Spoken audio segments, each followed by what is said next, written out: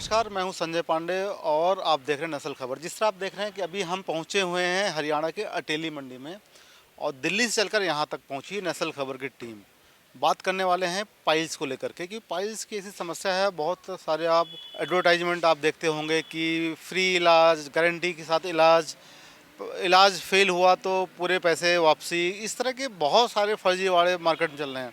उसकी पुष्टि के लिए हम पहुंचे हैं आज हरियाणा का अटेली मंडी और जिस तरह देख रहे हैं आर आयुर्वेदिक हॉस्पिटल के पास पहुंचे हैं और आचार्य आयुर्वेदाचार्य जो हैं हमने रमेश कुमार जी से हम बातचीत करेंगे और एक पेशेंट भी आज मौजूद होंगे। जिस तरह हमने बात किया था कि हमें पेशेंट की बातें भी आपको सुनाएं, तो पेशेंट से भी जानेंगे कि यहाँ सच में कि पाइल्स का ट्रीटमेंट सही है कि नहीं है, कितना सच है कितना झूठ है, इसके बारे में आज हम जानेंगे। और अंदर चलते हैं, वहाँ पर आयुर्वेदा रमेश कुमार जी से भी बात करेंगे और पेशेंट से भी बात करेंगे कि क्या है ट्रीटमेंट का असली सच।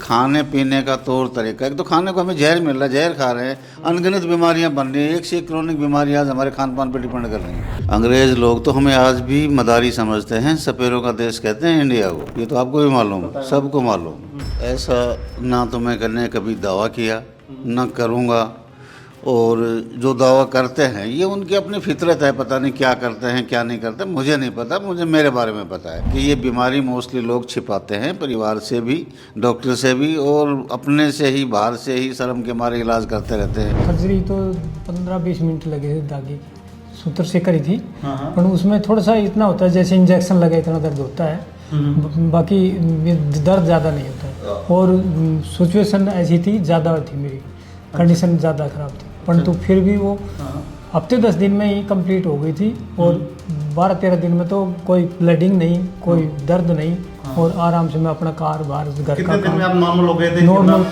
12-13 दिन में नॉर्मल हो गए थे। लेडीज़ को आमतौर से प्रेगनेंसी के दौर में पाइल्स हो जाती है, लेकिन सबसे बड़ा कारण कब्ज़ का रहना, पेट का साफ ना होना, उससे पाइल्स बनती है। तो आपने देखा कि जैसा कि हमने बताया कि आज हम पहुंचे हैं आर आयुर्वेदिक हॉस्पिटल, जो कि पाइल्स का एक बहुत बेहतरीन और जाना माना हॉस्पिटल है। और ऐसा नहीं कि और हॉस्पिटल नहीं है, हरियाणा में बहुत से हॉस्पिटल है, लेकिन एक आर आयुर्वेदिक हॉस्पिटल का अलग ही पहचान है। तो मेरे साथ मौजूद है आर आयुर्वेदिक हॉस्पिटल के संस्थापक डॉक्टर आयुर्वेदाचार्य रमेश कुमार जी। उनका स्वागत करता हूँ। आपका स्वागत है। धन्यवाद। और इसी के साथ साथ आज सबसे अच्छी बात है कि हमेशा आप इंटरव्यूज़ तो देखते हैं, सर से बातचीत हम करते रहते हैं, हमारी टीम बात करती है, हमारी सहयोगी प्रज्ञा जी ने बहुत बार बातचीत की है। और पाइल्स पर कई सारे इंटरव्यू हमने किए, बहुत से सवाल थे कि किसी मरीज़ से हमें बात करवाइए, किसी मरीज़ की बातें सुनाइए, क्या सच में पाइल्स का सही ट्रीटमेंट है या नहीं है, लोग क्योर होते हैं नहीं होते हैं, बड़ा सवाल वो होता है। लेकिन आज हमारी टीम जब पहुंची तो अच्छी बात है कि पेशेंट भी आज यहाँ एक रूटीन दौरे पर आए थे और उन्होंने यहाँ से ट्रीटमेंट लिया था और सर्जरी भी की थी और अब पूरी तरीके से स्वस्थ हैं। उनका भी स्वागत करता हूँ इस प्रोग्राम में। उनका नाम है जसवंत जी। आपका बहुत बहुत स्वागत है। मैं बाछूत से रहने वाला हूँ। दिल्ली में मैं आर में ट्रीटमेंट करने के लिए आया था, तो मैं महसूस किया, और जब मेरा ट्रीटमेंट हुआ बहुत बढ़िया हुआ। बस पूछता हूँ बाकी सवाल तो आपसे बाद में करेंगे। डॉक्टर साहब, पहली बात तो ये बताइए कि आप ये जो ट्रीटमेंट कर रहे हैं पाइल्स का, ये कितने वर्षों से यहाँ से कर रहे हैं, यहाँ पर अटेली मंडी में? अटेली मंडी में 7-8 वर्षों से ये चल रहा है जी। पाइल्स का, कैंसर का, पंचकर्मा का, आयुर्वेद की हर प्रकार के मर्ज की दवा आयुर्वेद में है और सब प्रकार के इलाज किया जाता है, लेकिन विशेष तौर से पाइल्स को फोकस कर रहा हूँ, कैंसर को फोकस कर रहा हूँ और पंचकर्मा को फोकस कर रहा हूँ। जी जी। इसमें बहुत से लोग दावे करते हैं, तमाम सारे अलग अलग मीडिया चैनल पर हम लोग देखते रहते हैं कि कोई क्या दावा कर रहा है कि 10 मिनट में या 5 मिनट में सर्जरी, 5 मिनट में आराम, 5 मिनट में पाइल्स से छुटकारा। ये संभव है कि ये सिर्फ जस्ट इस तरह का जो अफवाह फैलाते हैं लोग? हरियाणा में हैं बहुत सारे, मैं नाम नहीं बोलूँगा यहाँ पर, हरियाणा के अंदर ऐसे सारे बहुत से हॉस्पिटल हैं जो 5-5 मिनट की बातें करते हैं, उनको क्या कहेंगे आप? ऐसा ना तो मैंने कभी दावा किया ना करूँगा, और जो दावा करते हैं ये उनकी अपनी फितरत है, पता नहीं क्या करते हैं क्या नहीं करते, मुझे नहीं पता, मुझे मेरे बारे में पता है। हम पेशेंट को, जब हमारे पास पहली बार पेशेंट आता है तो उसका अच्छे से चेकअप किया जाता है विशेषज्ञों के द्वारा, और उनको चेक करने के बाद में अगर पेशेंट मेडिसिन से ठीक होने की सिचुएशन में है तो हम उनको 2-3 महीने के लिए मेडिसिन प्रोवाइड करवाते हैं। देखते हैं कि भाई ये सर्जरी ही होना है इनमें, तो उसकी क्षार सूत्र के द्वारा सर्जरी की जाती है। हम जो क्षार सूत्र से सर्जरी करते हैं अपने अपने अलग तरीके हैं। हमारे पास क्षार सूत्र की सर्जरी में 21 बार मेडिसिन की कोटेड होती है, जनरल थ्रेड नहीं होता, और पेशेंट को दोबारा पनपने का भी कोई चांस नहीं होता। जैसा कि आपके सामने पेशेंट हैं, आज ये आ गए हैं, तो इनके बारे में कुछ बताएंगे? ये कब आए थे आपके पास और इनको सही ट्रीटमेंट करने में कितना समय लगा, इसके बारे में तो जानकारी देंगे। जसवंत जी इस महीने की शुरुआत में ही आए थे और इनको इंटरनल पाइल्स था, इंटरनल हेमराइड जिसे कहते हैं, और काफ़ी परेशान थे 4-5 साल से ये। तो दवाओं से ठीक होने की सिचुएशन नहीं थी, इनको एडवाइस किया गया कि आप जो है सर्जरी करवाइए, तो इन्होंने सर्जरी करवाई। आज 20-25 दिन हो गए, ये बिल्कुल ठीक है और 4th स्टेज में चल रही थी इनकी। 4th स्टेज मतलब क्या होता है? इसके बाद कौन सी स्टेज आती है? स्टेज तो क्या आती है, आखिरी स्टेज होती है 4th स्टेज। तो उसके बाद तो बीमारियां और कई रूप धारण कर लेती हैं और रेक्टम कैंसर तक के भी चांस बन जाते हैं। अच्छा। जी, इसको लोग बहुत हल्के में लेते हैं कि ये तो ऐसे ही है, क्या है? ये में तो इसलिए लेते हैं ना कि ये बीमारी मोस्टली लोग छिपाते हैं, परिवार से भी, डॉक्टर से भी, और अपने से ही, बाहर से ही शर्म के मारे इलाज करते रहते हैं, इधर उधर की दवाइयाँ लेते रहते हैं। तो ऐसा नहीं करना चाहिए पाइल पेशेंट को, और कम से कम डॉक्टर की सलाह लें, घर वालों को बताएं कि भाई हमें ये परेशानी है। तो ये शुरुआती लक्षण तो जो है ना नॉर्मल होता है, ठीक हो सकता है, कोई दिक्कत नहीं है। लेकिन जब ये बढ़ जाती है ना तो ये विकराल रूप ले लेती है और फिर इसका रेक्टम कैंसर तक के चांस बन जाते हैं। अब किसी को फिशर्स होती है, किसी को पाइल्स होती है, किसी को फिस्टुला बन जाता है, तो काफ़ी रेयर कंडीशन हो जाती है। उसके बाद में संभालना बड़ा मुश्किल हो जाता है थोड़ा सा। अब इसमें बहुत से लोग सर्जरी से डरते हैं कि जिस तरह पेशेंट मेरे सामने है उनसे ही हम पूछ लेंगे कि बहुत से लोग डरते हैं कि सर्जरी करवाएंगे, दर्द होगा, ये होगा, बहुत सारा ब्लीडिंग होगी और लंबे समय तक हम उठना बैठना बहुत प्रॉब्लम होगा। ऐसा भी कुछ हुआ था आपके साथ क्या? नहीं, ऐसा नहीं है। सर्जरी तो 15-20 मिनट लगे थे, दागी की सूत्र से करी थी, पर उसमें थोड़ा सा इतना होता है जैसे इंजेक्शन लगे इतना दर्द होता है, बाकी दर्द ज़्यादा नहीं होता है। और सिचुएशन ऐसी थी, ज़्यादा थी मेरी कंडीशन, ज़्यादा ख़राब थी, परंतु फिर भी वो हफ्ते 10 दिन में ही कंप्लीट हो गई थी। और 12-13 दिन में तो कोई ब्लीडिंग नहीं, कोई दर्द नहीं, और आराम से मैं अपना कार बाहर घर का दिन में आप नॉर्मल हो गए थे? नॉर्मल 12-13 दिन में नॉर्मल हो गए थे। अच्छा। बढ़िया से की है जी, ये तो बहुत बढ़िया बात है, 12-13 दिन में। और चीज़ें और बता रहे हैं, दर्द भी बहुत मामूली हुआ, पता भी नहीं चला होगा शायद उतना। तो इसमें ये डॉक्टर साहब सबसे बड़ी बात तो ट्रीटमेंट की बात तो हमने कर लिया। इनको इन्होंने आप जब डायग्नोस किया होगा आपने, तो क्या कारण था कि इनको पाइल्स हो गई थी? क्या क्या इन्होंने गलतियां की होंगी? आपने कुछ गलतियां ही की होंगी खान पान में, तो उसके बाद हुआ, तो वो बताइए थोड़ा सा। पाइल्स बनने का सबसे मुख्य कारण तो है कब्ज का होना। बाकी मोटापा भी एक वजह है, बढ़ती उम्र भी है, और लेडीज़ को आमतौर से प्रेगनेंसी के दौर में पाइल्स हो जाती है। लेकिन सबसे बड़ा कारण कब्ज का रहना, पेट का साफ ना होना, उससे पाइल्स बनती है। तो ये कब्ज क्यों बन जाती है? आपको कब्ज बनती थी क्या सर? हाँ, मेरी को कब्ज ही बनती थी, परंतु मेरी तो इतनी स्टेज आ गई थी जैसे बाथरूम जाने के बाद उसको हाथ से पुश करना पड़ता था। अच्छा, क्या है डाइट, कुछ खान पान गलत था आपका क्या? खान पान तो जैसे मैं तो जो गाड़ी ड्राइवर था मेरी, खुद की गाड़ी थी। अच्छा। तो गाड़ी में ज़्यादा बैठना ज़्यादा रहता है और बैठने वाले के ज़्यादा हो ही जाता है। अच्छा। थोड़ी थी तब दिखा लेता, ठीक था, परंतु ज़्यादा स्टेज हो गई, परंतु फिर भी बढ़िया रहा। यहाँ आकर मैंने अच्छा जो क्षार सूत्र से करवाया, उससे मेरा सही ट्रीटमेंट।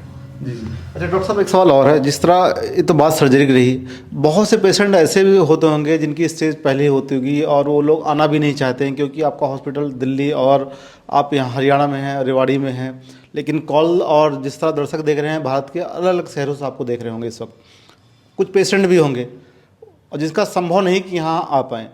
तो ऐसी कोई स्थिति है कि घर से बैठकर वो आपसे रिपोर्ट साझा कर लें और आप ये जांच कर पाएँ कि इनको सर्जरी की ज़रूरत है या नहीं है, तो आप ट्रीटमेंट इनका यहाँ से अब स्टार्ट कर पाएँ, ऐसा संभव है क्या? उसके लिए तो हम ये है ना 1 आध महीने की दवा उनको प्रोवाइड करवाते हैं, ऑनलाइन दवा भेज देते हैं। उससे इम्प्रूवमेंट अगर होना शुरू होता है तो लगातार 2-3 महीने दवा खानी पड़ती है, और उससे अगर इम्प्रूवमेंट इतना ज़्यादा नहीं मिले तो फिर उसका तो लास्ट ऑप्शन यही है कि सर्जरी ही होना है। और सर्जरी से डरना नहीं चाहिए, माइनर सर्जरी होती है ये, तो सर्जरी के लिए एडवाइज करते हैं उसके बाद।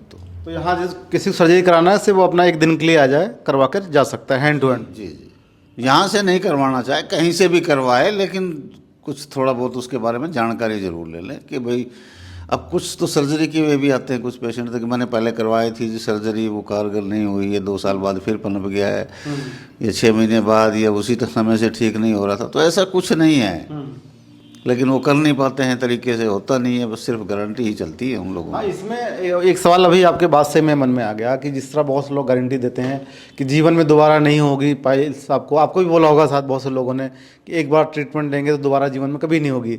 तो लेकिन ये तो वही वाली बात हो गई कि अगर दोबारा उनका डाइजेशन खराब हुआ, डाइट प्लान उनका दोबारा डैमेज हुआ, खराब हुआ, अनियंत्रित हुआ, दिनचर्या खराब हुई, तब तो दोबारा हो सकती है फिर से। बिल्कुल पनप सकती है।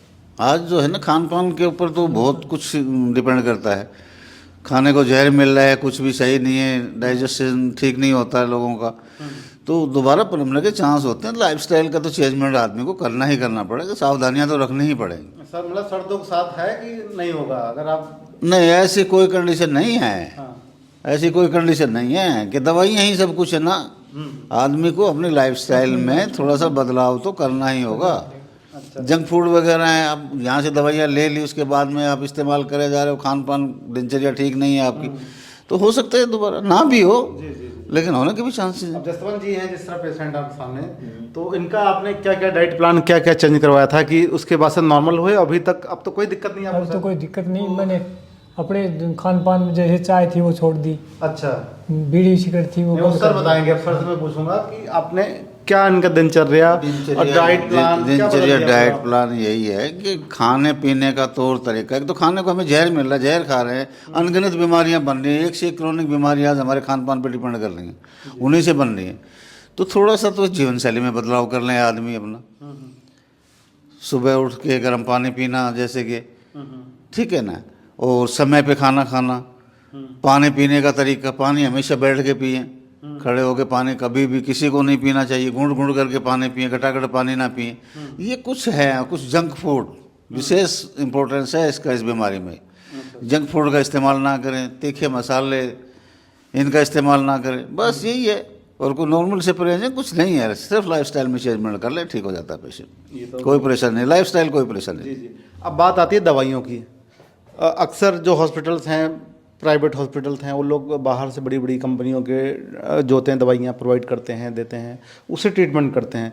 लेकिन जो आपका क्या तरीका है, जो आप दवाइयाँ जिस तरह मैं देख भी पा रहा हूँ आसपास काफ़ी सारी दवाइयाँ हैं और इधर भी हैं, तो ये दवाइयाँ आप मैन्युफैक्चर करते हैं कि खासतौर पाइल्स के लिए बात कर रहा हूँ अभी मैं, पाइल्स की दवाइयाँ आप ही बनाते हैं? पाइल्स के लिए मेरे अपने प्रोडक्ट हैं, हर पेशेंट के लिए अलग अलग दवाइयाँ होती हैं, यानी कि सबको एक ही दवाई दी जाती है। और जितने भी प्रोडक्ट यहाँ रखे हैं ना, इसमें मोस्टली लगभग मेरे अपने प्रोडक्ट हैं, पंचगव्य से ट्रीट करते हैं। और सर्जरी मैंने आपको बताया कि 4 सूत्र को विशेष महत्व दिया जाता है। 4 सूत्र से जो 21 बार थायराइड पे कोटिंग होती है मेडिसिन की, और दोबारा पनपने के ना के बराबर चांसेस होते हैं अगर पेशेंट लापरवाही ना करे तो। अब जानबूझ के ही पेशेंट लापरवाही करे और बुराई मुझे दे तो वो तो एक अलग ही क्या कर बात सकते हैं है। वहाँ पर? अब बात आती है सर, सबसे बड़ी बात आती है आपके लिए भी, आप पेशेंट हैं, हर कोई ट्रीटमेंट पहले पैसा देखता है कि खर्चा कितना आएगा, बड़े हॉस्पिटल की बात हो या छोटे हॉस्पिटल की बात हो। तो जैसे 20 दिन का ट्रीटमेंट लिया तो आपका क्या खर्चा आया था, मतलब सर ने क्या चार्ज किया था? मेरा तो क्या है कि मैं वैसे तो आर्मी से ईसीएच से है अच्छा, था, अच्छा, ठीक है। तो फिर भी मेरे को अच्छा लगा जहाँ ट्रीटमेंट सही, मैंने 1-2 बार देखा था, फिर आया ट्रीटमेंट किया, मेरा तकरीबन 10,000 रुपये बैठ गया कुछ नहीं है, ठीक है, सारा ट्रीटमेंट में। दवा और सही। मेरा शरीर उसके बाद पाचन क्रिया का भी सुधार हुआ है। वाह, मतलब एक तीर से डबल शिकार हो गया आपका, सही हो गया, मतलब हाँ, पेट की दिक्कत सही हो गई, पाइल्स भी सही हो पाइल्स भी गई। ठीक हो गई, पाचन क्रिया का सुबह शाम का उठना बैठना वो था, वो अपना बदलाव किया मैंने और उससे बढ़िया हो गया। मतलब डॉक्टर साहब यही है कि एक आम आदमी कोई भी हो, 8-10 हज़ार रुपये के रेंज में उसका बढ़िया ट्रीटमेंट आपका हो सकता है यहाँ पर। बहुत अच्छे तरीके से हो सकता है। और ये मैं बार बार बता रहा हूँ कि आज नहीं तो 4 साल बाद हमारी मजबूरी बन जाएगी, लाइफस्टाइल में चेंजमेंट करना ही करना पड़ेगा। खाने पीने की आज किसी चीज़ में प्योरिटी नहीं है, पानी प्योर नहीं मिल रहा है, ऑक्सीजन प्योर नहीं है, खाली हवा ऑक्सीजन एक ही बात है। खाने में आज हम गेहूँ खा रहे हैं जो हमें 50 साल पहले नसीब नहीं होता था। गेहूँ में आज खतरनाक मात्रा में ग्लूटीन है, एक से एक क्रोनिक बीमारियां बना रहा है। तो इस चीज़ों का हमें ध्यान रखना है, छोटी छोटी बातों का। तो सर एक अक्सर हमने कुछ आंकड़े देखे हैं, वैज्ञानिक रिपोर्ट्स भी कुछ देखी हैं, और हालांकि जहां हरियाणा हम बैठे हैं, हरियाणा गवर्नमेंट ने भी एक बार इसका कुछ निकाला था कि जो बीमारियां हो रही हैं, छोटे अनाज खाकर लोग बीमारियां हो रही हैं, चाहे गेहूं हो चाहे चावल हो, लोग बड़े अनाज मोटे अनाज खाएं तो इस तरह बीमारियां नहीं होंगी। ये सच है क्या ऐसा? देखो, गेहूँ बुरी फसल नहीं है। गेहूँ बुरा थोड़ी है। अगर बुरा होता तो अंग्रेज लोग लेके आए थे। हमारी तो इंडियन फसल भी नहीं है गेहूँ। अंग्रेज लोग तो हमें आज भी मदारी समझते हैं, सपेरों का देश कहते हैं इंडिया को। ये तो आपको भी मालूम है, सबको मालूम है। तो वो तो हमसे बहुत ज़्यादा समझदार हैं। ये अपने आप को समझते हैं, समझते हैं ना। उन्होंने अपने खाने के लिए गेहूं की फसल को रखा था। गेहूं खराब नहीं है, गेहूं अच्छा है खाने में, लेकिन खराब उसको हमने पेस्टिसाइड वगैरह डाल डाल के इतना खराब कर दिया है, उससे इतना जहर पैदा कर दिया है। खतरनाक मात्रा में ग्लूटेन आज है, आम आदमी को नुकसान कर रही है। 50 साल पहले हमें खाने को नसीब नहीं होता था। हम अपने मोटा अनाज खाते थे, जो चना जवार बाजरा मक्का मूंग मोठ रागी सिंगार। स्वस्थ थे, मेहनत करते थे। आज मेहनत कम है, खाने को जंक फूड है, बाहर कुछ नहीं मिलता, मैदा के अलावा कोई चीज़ नहीं मिलती खाने के लिए। और गेहूं को हमने ख़राब कर दिया है, ज़्यादातर गेहूं खाने लगे हैं लोग। जो अमीर लोग हैं आज उन्होंने गेहूं को खाना छोड़ दिया है, मिडिल क्लास ने भी लगभग खाना छोड़ दिया है। अब तो गरीब आदमी ही ज़्यादा गेहूं का इस्तेमाल कर रहा है, ये सच्चाई है, मान के चलिए आप इस बात को।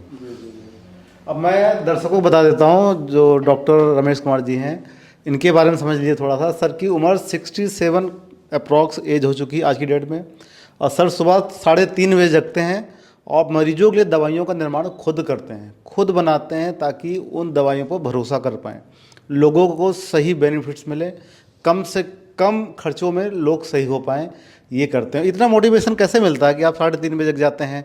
आप आई थिंक 67-68 होने वाले हैं, आपकी एज है। इस एज में लोग तो सिर्फ पूजा पाठ करते हैं सुबह, लेकिन आप 3 बजे जग कर दवाइयाँ बना रहे हैं, फिर यहाँ हॉस्पिटल भी बैठ रहे हैं, पूरे दिन कॉल भी उठा रहे हैं, सब चीज़ें कर रहे हैं। तो ये कैसा ये संभव है इतना इस एज में? क्या ये मोटिवेशन कहाँ से आता है? 3-4 बजे उठने की तो मेरी शुरू से ही बचपन से ही आदत है जी। वो तो शुरू से ही बचपन से ही आदत में शुमार है कि मैं सुबह जल्दी उठता हूँ। लेकिन मुझे भी नहीं पता कि ये एनर्जी कहाँ से मिल रही है। मेरे पेशेंट जब क्योर होते हैं ना, तो मुझे बहुत ज़्यादा खुशी मिलती है, और उससे इतनी एनर्जी शायद उनकी दुआ से ही मिल रही है। सामने सर बैठे हुए हैं, इन दुआओं से ही मुझे एनर्जी मिल रही है, मैं इतना काम कर पा रहा हूँ। हालांकि मेरी भी, और मुझे ये भी नहीं है कि किसी चीज़ की कमी है या पैसे की भूख है कि मैं पैसा कमाने के लिए बैठा हूँ कि मुझे बच्चे के लिए कुछ संभाल के रखना है, ऐसा कुछ नहीं है। सब कुछ बहुत बढ़िया, परमात्मा ने इतना कुछ दे रखा है, हैसियत से ज़्यादा। मैं संतुष्ट हूँ, बस यही दुआ करता रहता हूँ कि मेरे पेशेंट भी संतुष्ट रहें। यही सोच और भी डॉक्टर की होती तो आज कितना अच्छा होता, क्योंकि जिस तरह आपकी सोच है, एक लोगों को सही करने के भी काम कर रहे हैं। इस उम्र में आप चाहते हैं कि लंबे समय तक मैं काम करूं, स्वस्थ रहूं और लोगों को स्वस्थ करता रहूं, बाहर निकलता रहूं। इसी चीज़ पर मैं आपसे सवाल करूंगा, आप क्या कहेंगे आरआर आयुर्वेदिक हॉस्पिटल के बारे में, डॉक्टर रमेश जी के बारे में? आप ट्रीटमेंट लिया, आपने पूरा एक्सपीरियंस किया, कि और भी लोग आपको देख रहे होंगे, क्योंकि मरीज की बातों को जल्दी समझता है। तो आप अपनी बात थोड़ा बताएं तो जल्दी समझ में आएगा। जब मैं आया, जब मैं देखा कि बोलचाल से पता चलता है, जब डॉक्टर साहब के पास आया था मैं, जब बोला कि मेरे को ऐसे ऐसे, तो देखे ट्रीटमेंट के लिए कहा, तो मैंने उनके विचारों से ही उसको अपने मन में कर लिया कि मैंने इसी डॉक्टर साहब से करवाना है करके। क्योंकि मैं 1-2 जगह और भी चेक के लिए करवाया था, तो वहाँ न तो कोई जैसा मेरे को वहाँ गारंटी मिली थी क्या आपको? नहीं, गारंटी तो कोई भी नहीं दे रही थी। गारंटी तो कहने को तो सब कहते हैं, पर मतलब वो तो डॉक्टर साहब के विचारों से ही पता चल गया कि मेरे डॉक्टर साहब अब कोई कहीं भी जाओ, हर आदमी समझदार आज के टाइम में। तो मतलब पूरी तरह खोज कोई शिकायत तो नहीं देगी? शिकायत नहीं, मेरे को तो बहुत बढ़िया है, और यहाँ करवाने के लिए मैं तो ये कहूँगा बढ़िया जगह है। अच्छा। जो कि मतलब डॉक्टर साहब करते हैं ट्रीटमेंट, बढ़िया करते हैं, न दर्द होता है और कम टाइम में।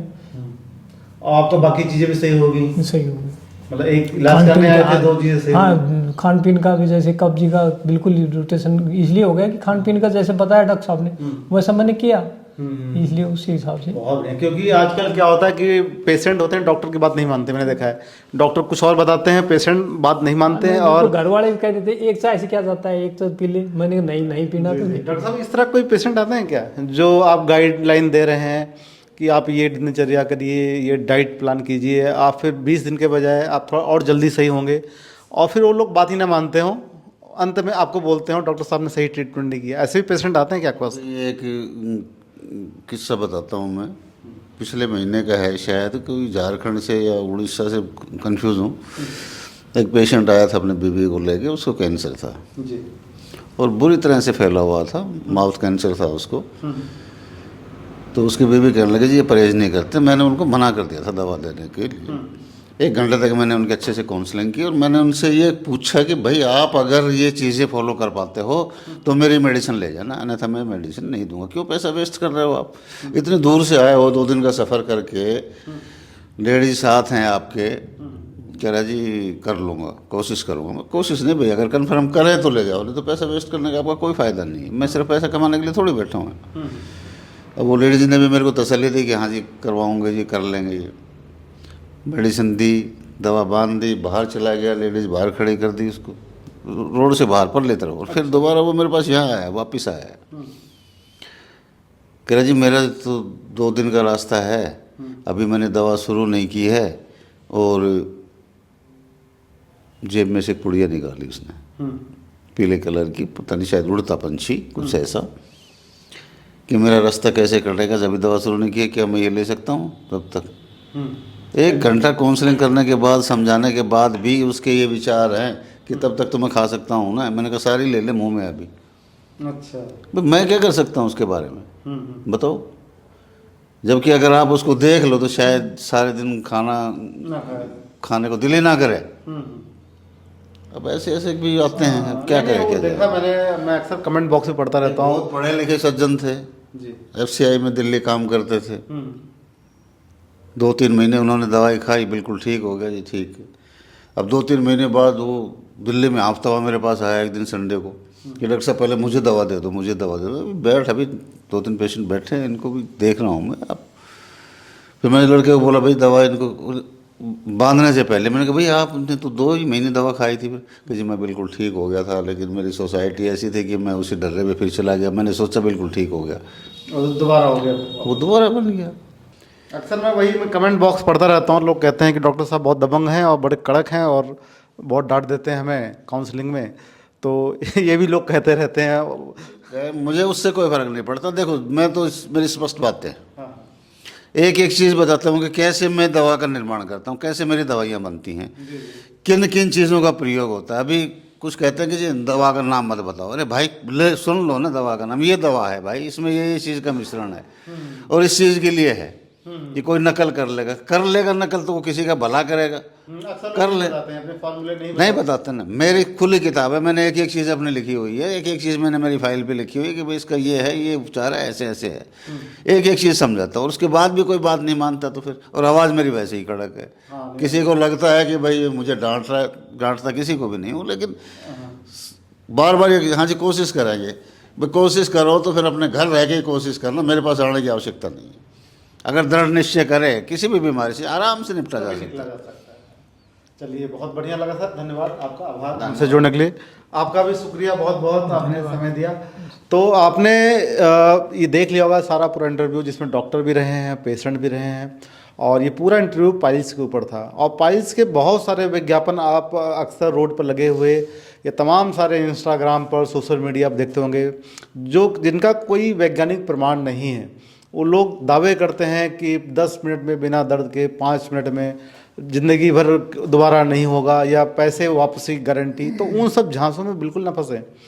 एक प्रमाणित एक्सपर्ट के द्वारा ही ट्रीटमेंट लें, चाहे कोई भी, चाहे RR हॉस्पिटल हो, चाहे भारत का कहीं भी हो, उसके प्रति पूरी जांच पड़ताल और करके ही जाएं, क्योंकि स्वास्थ्य आपका है। फ़ायदा होगा तो आपको होगा, उसका हानि होगा, कुछ साइड इफ़ेक्ट्स होंगे तो वो भी आपको ही होंगे।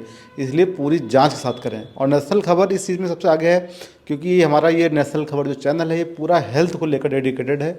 बाकी हमारे अदर्स चैनल है, आप बाकी चीज़ें वहाँ देख सकते हैं, लेकिन ये हेल्थ का चैनल है।